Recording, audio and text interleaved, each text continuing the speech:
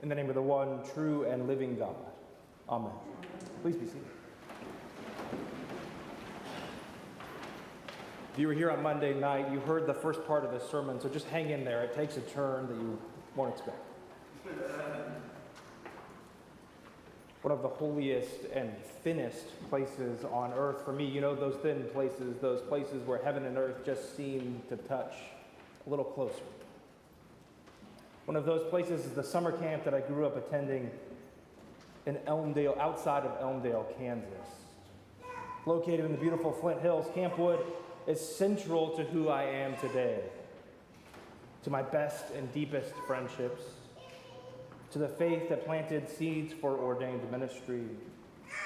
It was the place that Ellen and I reconnected as young adults. It was a place where I just knew that God is real and very nearby. It was a place of sometimes crummy camp food, a place of fears faced and successes realized and failures that were just okay to everybody. A place where I could be who I really knew myself to be and was loved for it. I didn't start attending camp there until I was a sophomore in high school. Some had been going since the third grade.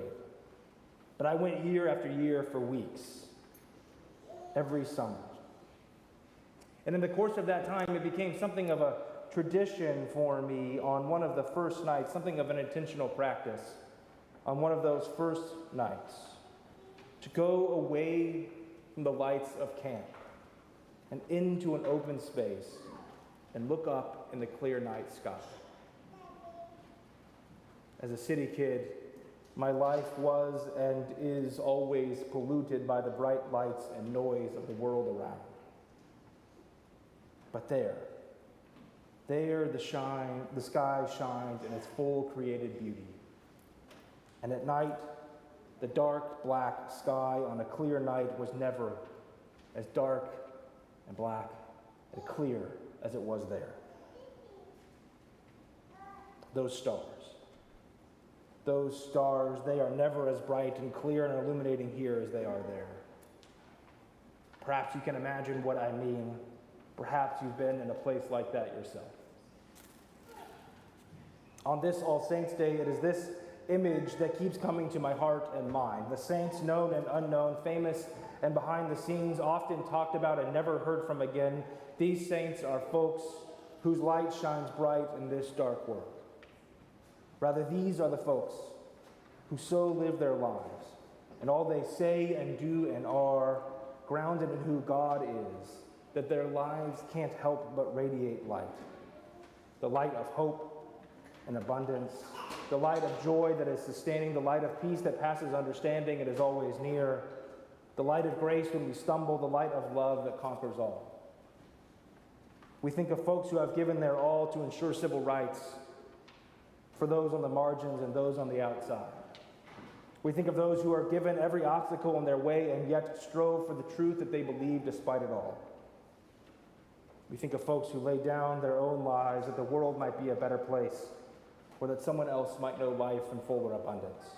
Certainly these are saints. But I wonder if there isn't something more. You see, even in the beauty and wonder and joy of this world, we also find over and over that it is heartbreaking and challenging, grief-filled, and broken. The last many months have shown us that, if we didn't already know it. It is quite easy to behold the darkness of the night sky and not see the stars shining, or to feel like one of those cloudy nights where the stars just can't seem to shine no matter how hard you try, no matter how hard they try, even if you know they're there. I don't need to list examples for you. You know it too well if you've been alive for any length of time. In some ways, such experiences are some of what it means to be alive. I wonder if it was something of that feeling that Mary felt when her brother died.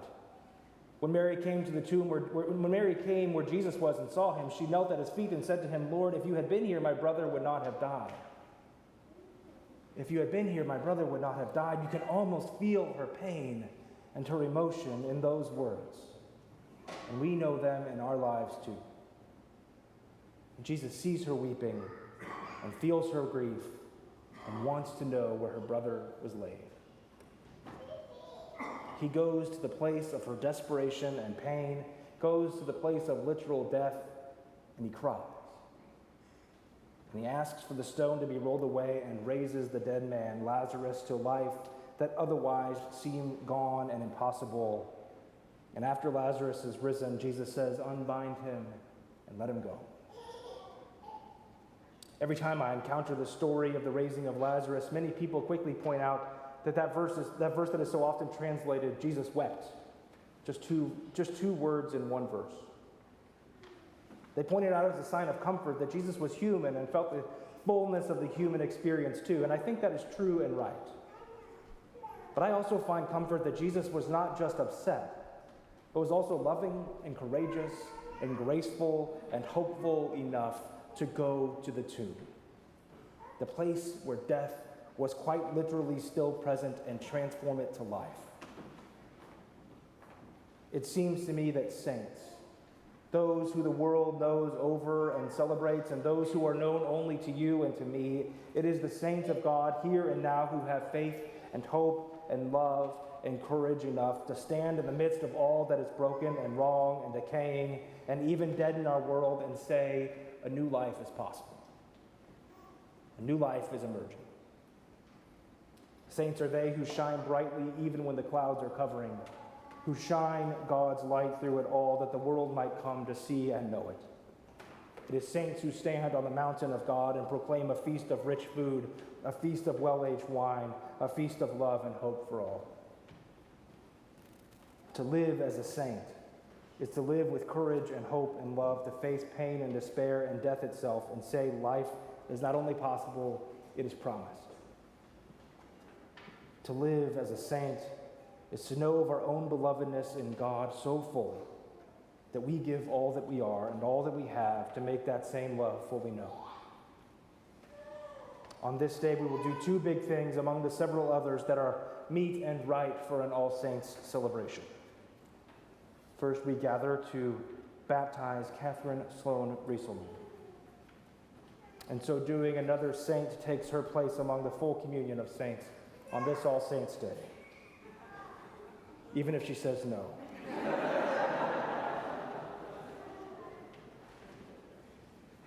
She will soon join the household of God. Her godparents and parents and you and I make promises that she might know of her place among the starry skies shining and bright light in this world. When we promise to ensure that she knows of her belovedness so clearly, so fully, so abundantly, that her life is about revealing that same love like yours and mine. And we gather to collect our pledges, outward and visible signs of our commitment of all of our resources, our money and time and talents and prayers for the ministries of this place. You know, these pledges really are a tangible and real sign, not just of commitment, but of hope. In them, you and I say that whatever God has in mind for St. Paul's in the future, we are committing ourselves to share in that Spirit-led work. We are saying that we know that God has already been living and moving among us, and that surely that will continue. There is perhaps no better thing on All Saints' Day to do than these two things: to proclaim belovedness and to embody hope. In the end, that is what Jesus did when he went to the tomb that day and saw his friend lying there. He proclaimed love and enacted hope in the end. This is what saints do and have done. They don't give up. They look to the world that is possible and work for it. The poet and writer Justin McRoberts wrote this: "Hope is the willful act of resolutely declaring, in the face of evidence to the contrary, this will be better. And then living and working like that is true." I remember one night at that same summer camp, a storm had blown in like they tend to do out at night there in the Midwest. We were headed into one of the most powerful services of the week, a healing service, when students brought whatever was burdening their hearts to other students for prayer. It was dark and it was stormy. And when we left, having sat in the heartbreak and pain and loss that makes up our lives, the clouds had cleared. And those same stars I talked about earlier, those same stars, they shone brightly. Those stars never gave up shining. The saints we celebrate and look to on this day never gave up striving for the faith that was in them.